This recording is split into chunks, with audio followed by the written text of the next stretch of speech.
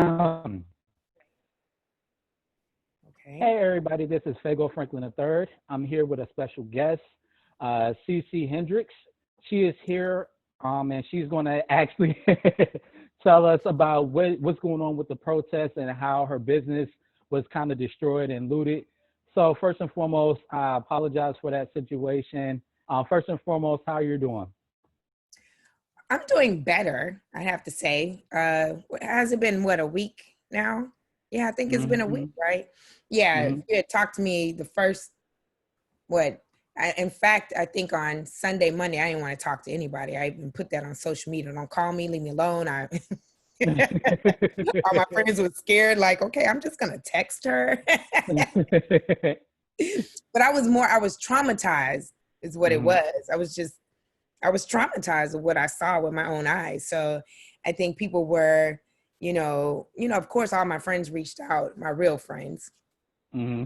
Let's just throw that out Yeah, pretty there. much.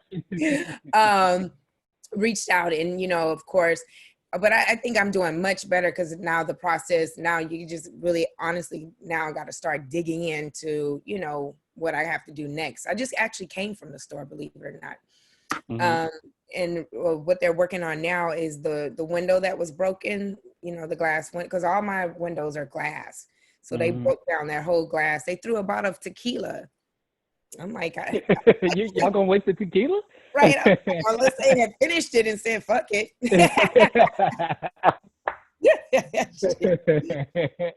So I saw bottles of tequila in there, and the process is just, I want to say it's tedious. Mhm. I've spoken on this before, but it was about, looting in general. To me, I don't agree with. I agree with the protesting, peaceful protesting. I believe that the looting was more on the selfish side. I think Mhm.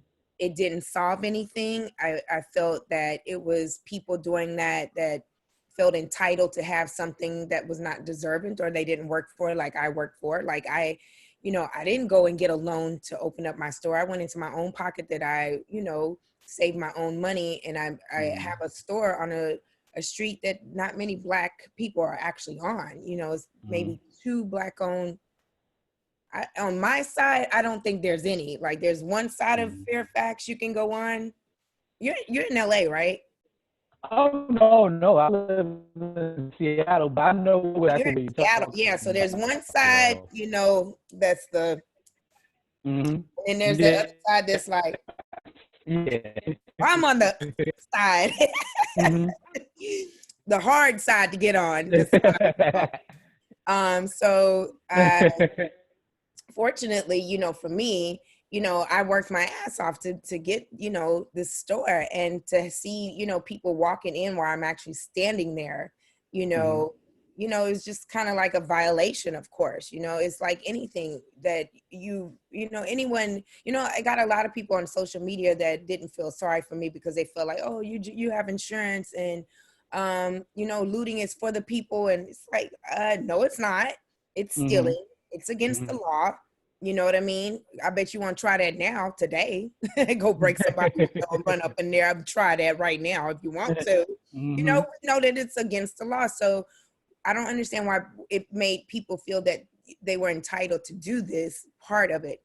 Rioting, um, the protesting, I get it. I know a lot of it, and I will say, because I watched it with my own eyes, it was it was a mixture of people. Actually, it was a lot of Latinos, it was Blacks, and Asians and whites. And Mhm. ironically, it was, even though I know I have a children's. By the way, let's just say what I have. I have a children high end consignment store for children. So I sell like Gucci. Mhm. Okay, okay, I see you out there. For children, Louis Uh, Vuitton, EKKS, Polo, more in the high end for mhm. consignment for kids. So I want to say, even when I was out on the street and I watched everything that was happening, it was a lot of females out there, which was very shocking to me, because Mhm. we're so apt, as just females alone. Like, if we think our purse is stolen, we freak out, right? Like, Mhm. so that's how I feel. Like, my purse, even though you can find another purse and go buy another purse, and you know, you can go and get your credit cards back. You still feel like, the fuck stole my purse. I completely understand, because You it's know like, what oh I my mean? gosh, Like like. anybody that has had something stolen from them knows that feeling that I felt. But for some reason, this particular occasion, people just overlook the fact that, yeah, I have insurance, but do you know how hard it is, you know, to deal with insurance companies, especially with something like this? It's not like they write a check. You say, hey, I lost this, and then they just give you whatever you ask for. No, you got to prove it. You know, you got to go back and forth with phone calls, hoping they'll call you back. You know how it's like having a car and you hit somebody or they hit you. You know how insurance companies can be.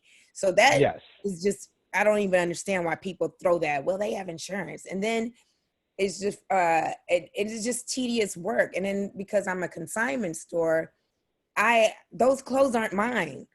They're other people's clothes. So it's like, you gave me your clothes to sell. Now I owe you. And I'm like, oh my, you know, so now I owe all these people. And then you're hoping that insurance, of course, pays you for that, because now most of my clothes at this point, you know, because of the glass, for sure, not only just what they stole, the glass is on the clothes. So I can't sell the clothes now because, you know, I don't want to get sued if somebody says, oh my God, you know, I put this on my baby and she's bleeding. So, Oh, it's right, like, so oh I my lost, you know, God. but think about it, right? I can't even really resell the clothes at this point because the glass, you don't know if shard glass is on the clothes, especially ones that were close to the window. So it's a tedious job. So it's sad that some people, you know, think, you know, if you have money or if you're deserving of this behavior, which I'm not. And you know, I got a lot of backlash about that. It was very annoying to me and very just inconsiderate of, you know, knowing, I don't care what nobody say, when something gets stolen from you, you know, you just like, oh my God, how dare Yup, they? You know, right? you go out there find somebody real quick or something. It's just like your head is not there fully, and you just don't want to talk to nobody or anything of that Like, you're nature. just mad. And then don't let, you know, and then the know that it's, you, I sat and watched it with my own eyes, people just coming in the store. And like one guy said, you know, one thing I will say is when I did say it was Black owned, people kind of went like, oh, okay, sis, power to the people. I mean, but then there were those that were, you know, certain races didn't give a fuck. They was like, Exactly. Like, oh, I don't care. okay. Yeah. Good for you. She's gonna live another day. She's gonna Oh live yeah, another you day. got insurance. Exactly. You're like one of us.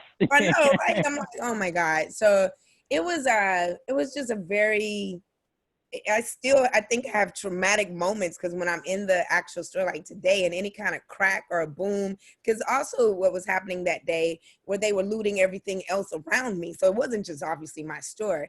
It was stores across from me. It was stores on the side. And you're just watching this, it was like I always say, compare it to a zombie movie. It was just like, just crawling in stores and people helping them and throwing them in. It was crazy. And then meanwhile, the cops are running everywhere and gas bombs. It was like something I had never seen in my life. And I went through the LA riots. And even that was scary too, by the way. They look two different generations, but both scary. How about that? Yeah. Yeah. And you live a little bit longer than I have, but Right. yeah. They got more, I think they were more successful in coming up, you know, more Beverly Hills, because back in those days they just burned their own neighborhoods down, and it never made sense to us. So I guess they got smart suddenly and decided to come up here, but still very scary. Because I was in when I did the LA riots, I was on I had just moved to LA from Houston, because I'm from Houston. And H-Town.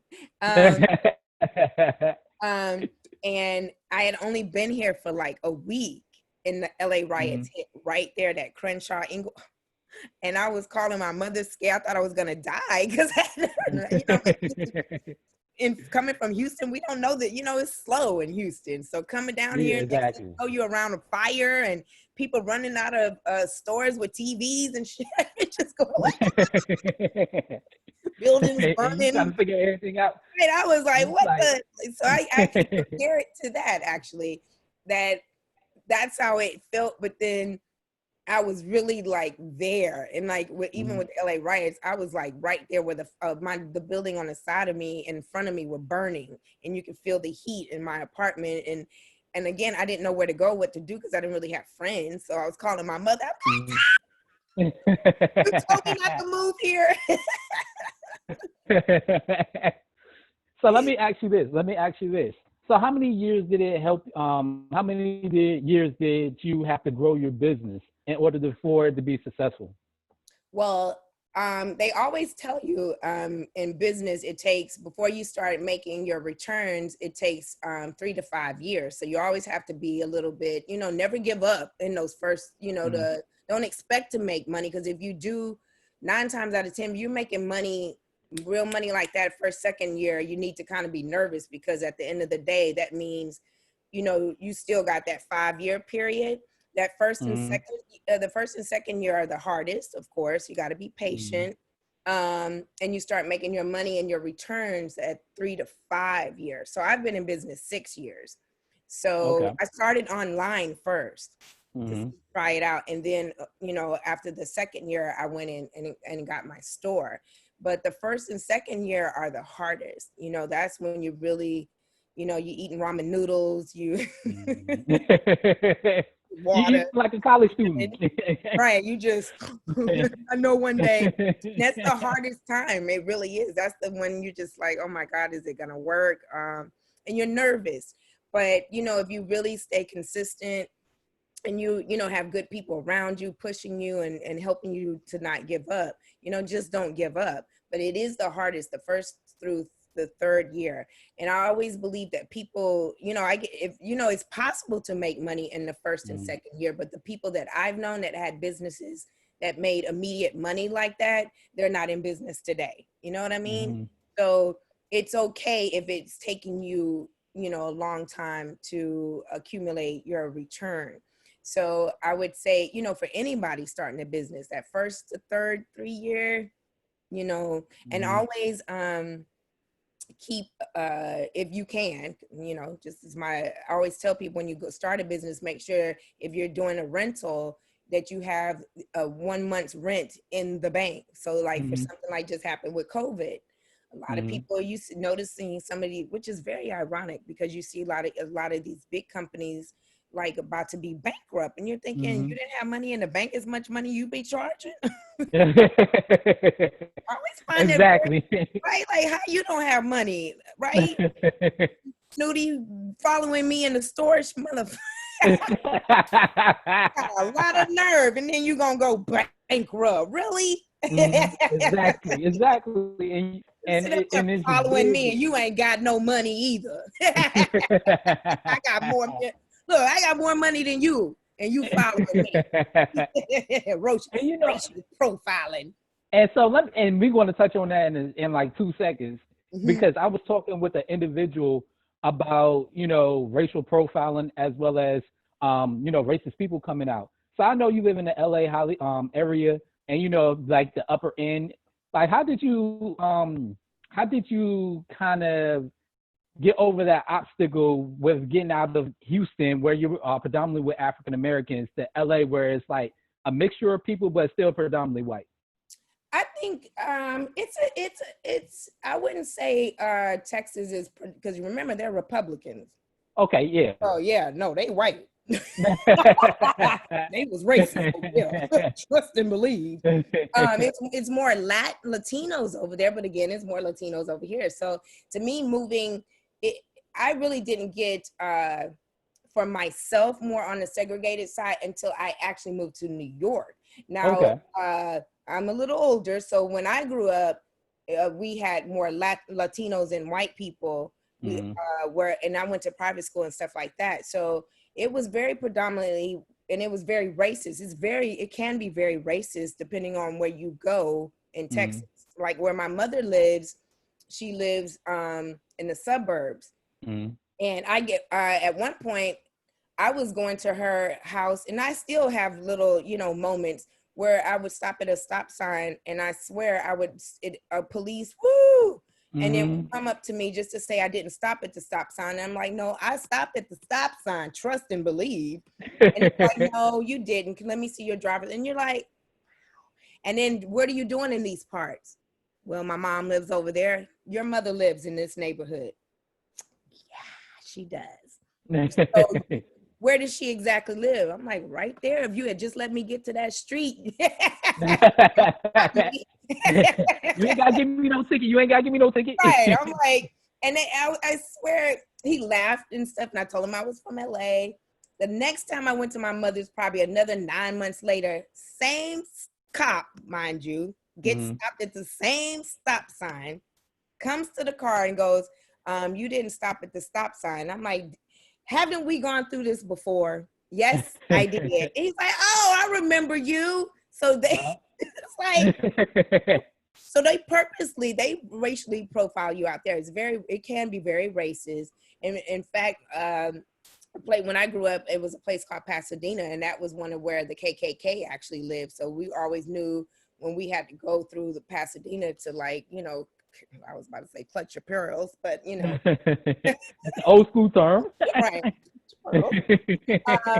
We just knew, you know, when you go through certain parts of Texas. Now, when I moved over here, I actually found it more open versus Texas. That's why I stayed, because I never went back to Texas, obviously. And when I went to New York, that's when I even had an afro in New York. It was kumbaya, that motherfucker. I was like, hey.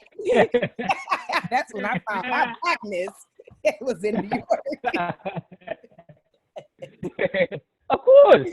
Right, New York, like, man. that was like, That's that gritty, you know, has the fro. I really had an afro and everything. I was like, and then I moved. I kept going back and forth, New York, LA, and then I moved to Amsterdam, which is even worse. But can't really talk about that because my husband might hear me. But I hated that place. That was racist. They go blackface and all kinds of stuff over there. So, Ooh. oh yes, Yeah. it's called Swartz of Pete. That means a black Pete. And for Christmas, for 2 weeks, they go blackface. I had to deal with that. So I've dealt with a lot of, you know, racism here. And also there's such a difference between racism here and racism in Europe. And the sad thing is, as many places, because I've traveled like endlessly, and I feel like the racism in Europe is different from over here, because when you're over there, I honestly feel like they're racist because of what they see happening over here. So it's the media that, you know, if you watch their media, you only see us doing wrong. It's the funniest. You could be in Italy. I don't care where you are, and you turn on the TV and they're showing things, it's us. And you don't see them, you know. And I feel like the reason why there's prejudice against us in Europe is because of USA.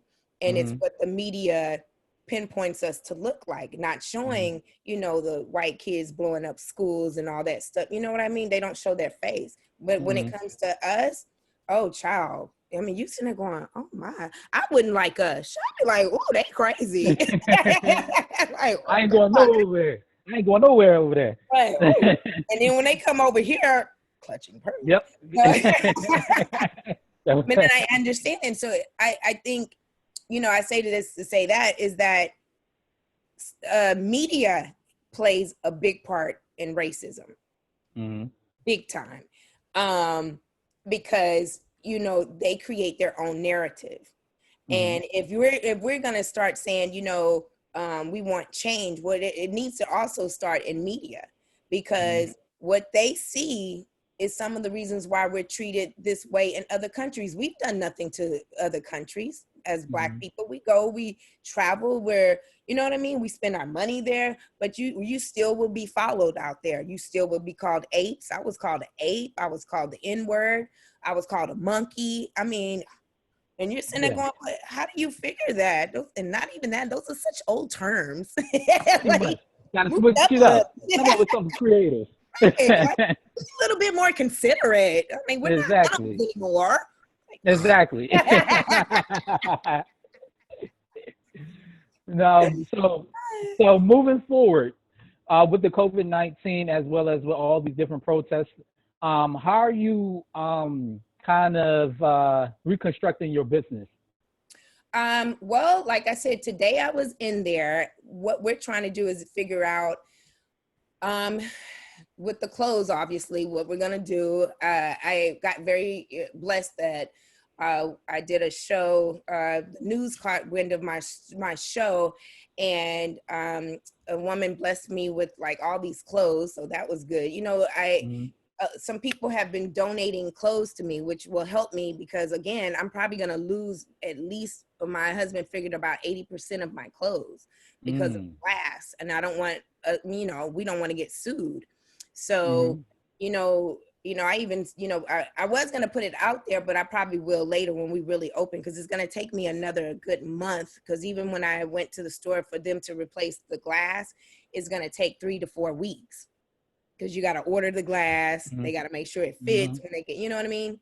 It's just Yeah. tedious. So I have another month, and then and in the meantime, I'm probably gonna do something where I call out for people to, send me their high-end clothes and consign with me more now that people know the story. So, and hopefully, I come back bigger and stronger and better, which I'm sure I will, because I always do. And I think yeah. And I want to tell this story about COVID real quick. I Mm-hmm. I know that is because I have friends that are nurses, so I'm gonna watch what I say. But I'm gonna tell Mm-hmm. a story Okay. because I'm a conspiracy theorist to a certain Okay. extent. Oh, okay. Okay. Okay, just Okay. saying. So, a family member of mine went in and took the test. Okay, and took Mm-hmm. the test in early May. They had been calling and calling and calling for his test. And, African American male, by the way. They've been calling and calling almost every day for the test. They never gave the Mm-hmm. test. Finally, um, his wife decided, okay, I'm going to threaten him because at the end of the day, why wouldn't you be giving me my test results? So when they called back finally, because Mm-hmm. when they were calling, they were doing things like no one would pick up. When you did pick up, it would hang up, or the voicemail would be full. So finally, his wife got in touch with someone and said, "Look, da, da, da, da, did a sister thing." I need my results right now. And then the test for him came out positive.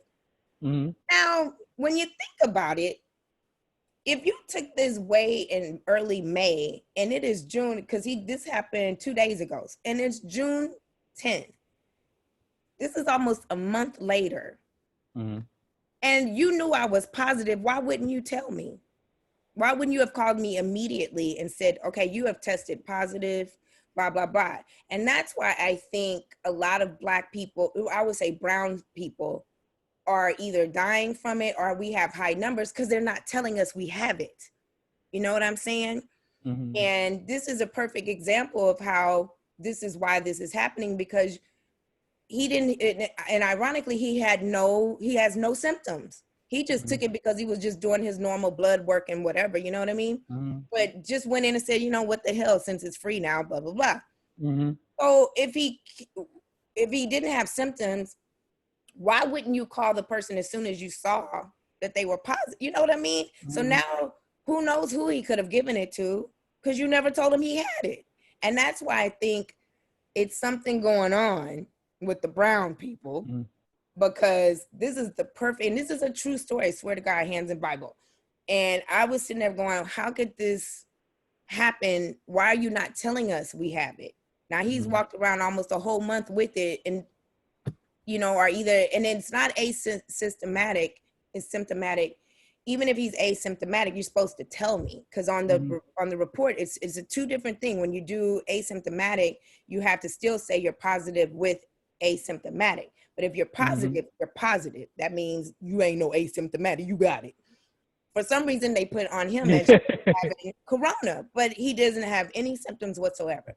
But the fact is, if he is positive, my friend who's a nurse, from what I understand, she was saying they're supposed to call CDC, sit you down and find out, okay, who you've been talking to, who you've been around, how do you think they're supposed to do that. Mm-hmm. Nothing, just absolutely nothing. And then they just apologize. Sorry, we didn't give it to you sooner. Like, trying to have me killed out here? Like, Right. But I ain't that's trying to what die. but that's what that's my whole point, why I'm saying it's very suspicious that I think that's why our numbers for brown people are high, because they're not telling us. And we're the type of people, if you don't call and tell me I'm dying, we good. Pretty much. We don't have to go. Like, We we don't ain't have to go to the calling, hospital. we don't care. Like, if you ain't called me to tell me I got something, that mean I ain't got it, and we good. Because that's what we are Exactly. as a people. We not gonna sit there keep calling and getting hung up on. We like, okay, so I must not have it because you didn't care enough to tell me I had it. And that's how we Exactly. don't, right?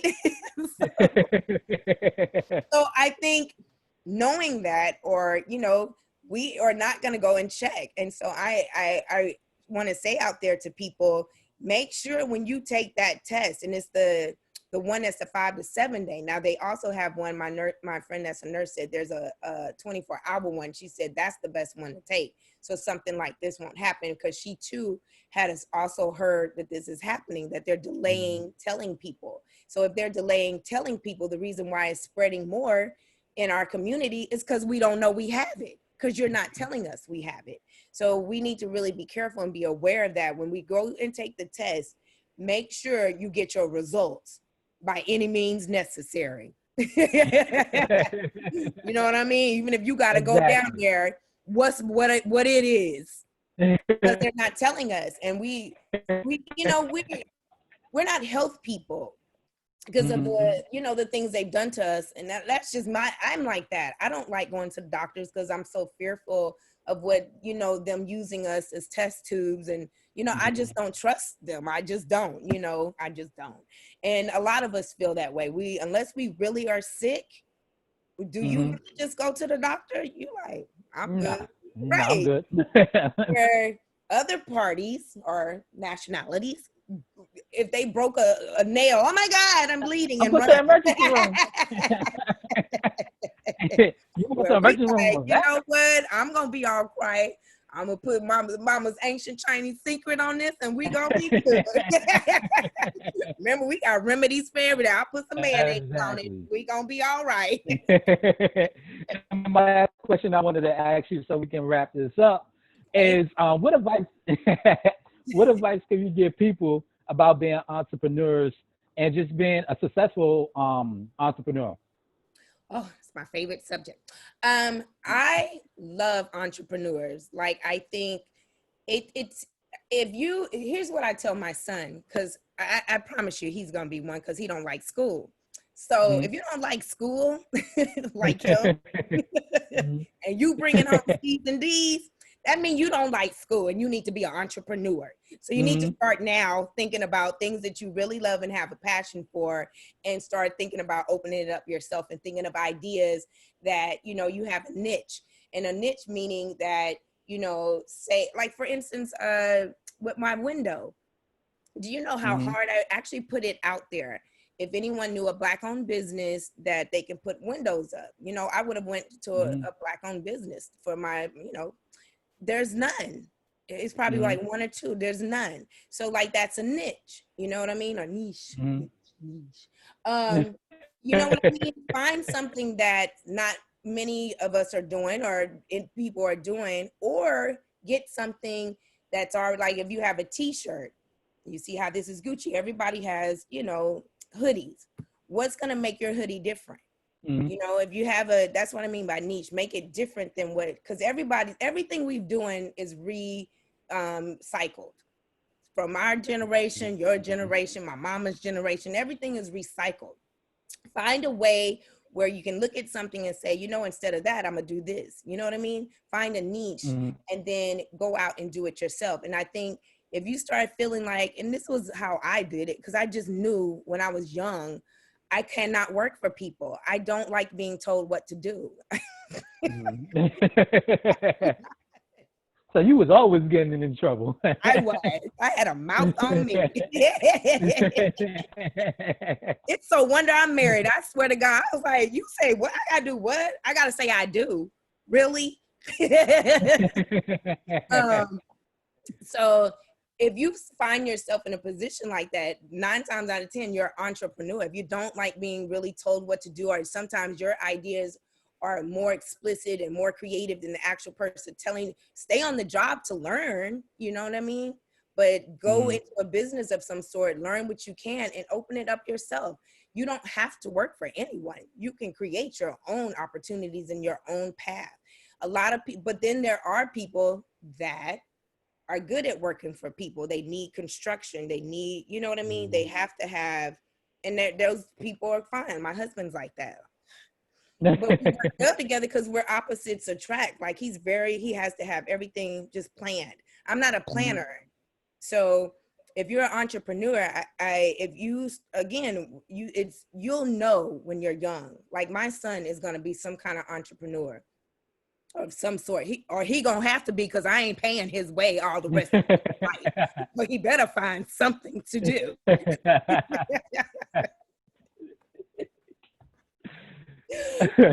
if you start feeling that way on a job and you just like, why am I here? And you just have all these, take those ideas, write them down and make it happen.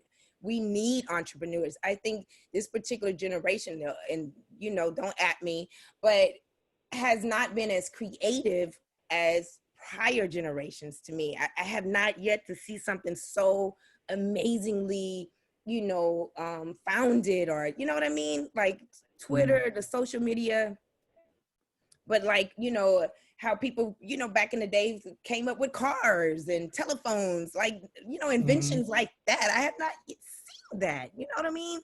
In this generation. But I bet you there's someone sitting at home, I bet you if you did this and did that, this would be the best invention ever. And those kind of people, if you're sitting there thinking like that, you're an entrepreneur and you need to get out there and do it.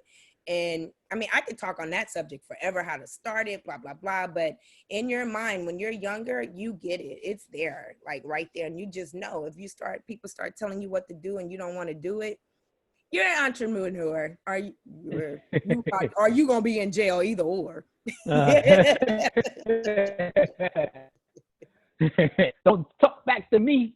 I'm not doing it. Right. And sit on the couch like this for the rest of your life. 9 times out of 10, take those ideas, write them down, and become an entrepreneur, become an inventor. I mean, we need it. There's nothing happening to move us forward into the 20th century. I thought we was going to be flying in cars and shit by now. Didn't you? Yes. Did you not see Judge Dredd? You saw Judge Dredd, right? Yeah. Exactly. That's what I thought we was going to be doing. And we still sitting here. Just waiting for something to happen. Hey, I'm still waiting in lines and shit. I just want to go Ubering.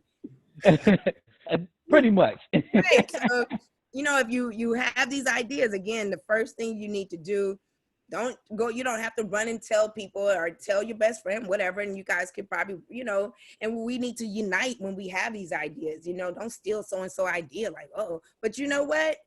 If you have an idea and you told me and you didn't do nothing about it, you can't get mad if somebody take that idea and run with it. Cause you got to have the initiative and you got to be a go-getter to make things happen. But again, if you're sitting there, we need inventors, we need more entrepreneurs.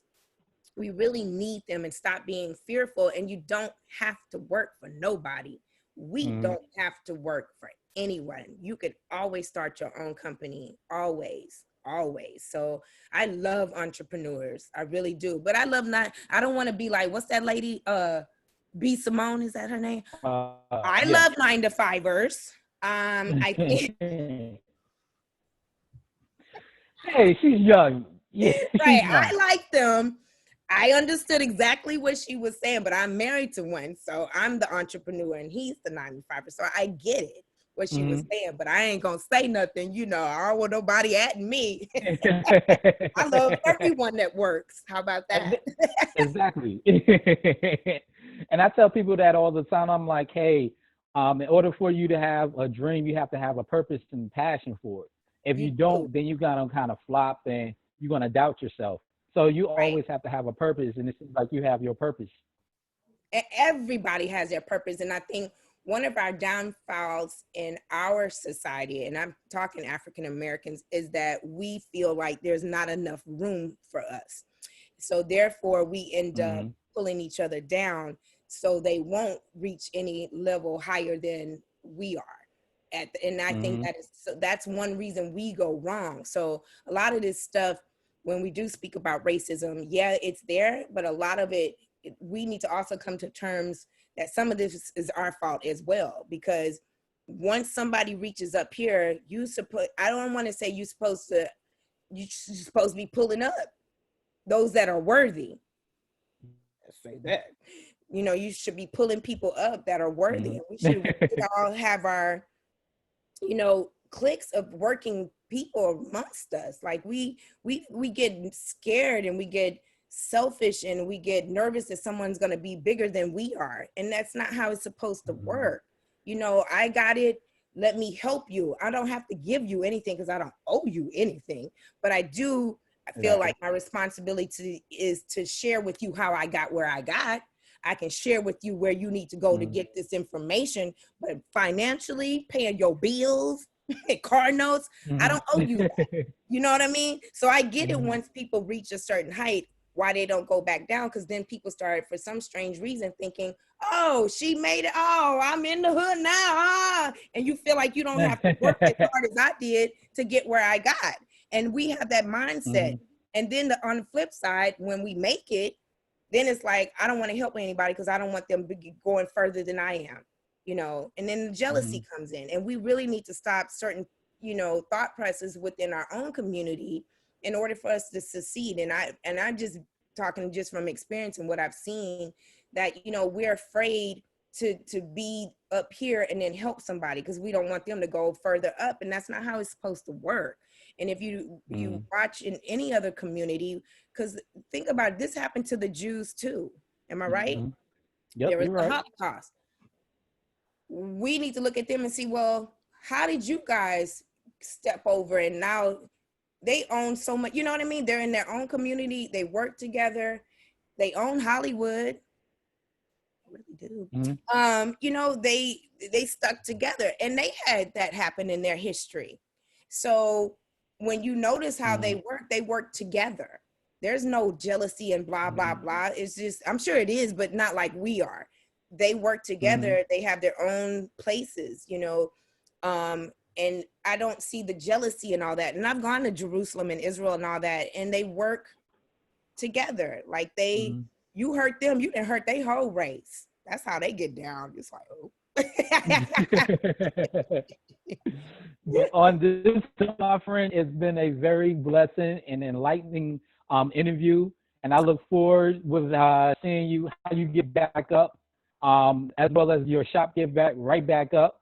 Yep. And we're gonna talk very soon. Absolutely, yeah, it's coming along. It just probably another month.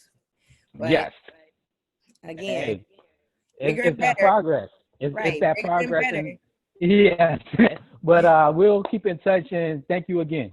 You as well. And you're in Seattle? Yes, but I'm always out in LA too. So okay, make sure that you drop on by. Yeah, I will. Trust it. Yeah. And by the way, it's spoiledfashions.com, and then I'm at the real Cece Hendricks on Instagram. Awesome. So I will log that down for my viewers. Thank you again, and we'll stay in touch. Okay, bye-bye. All right now. Bye-bye.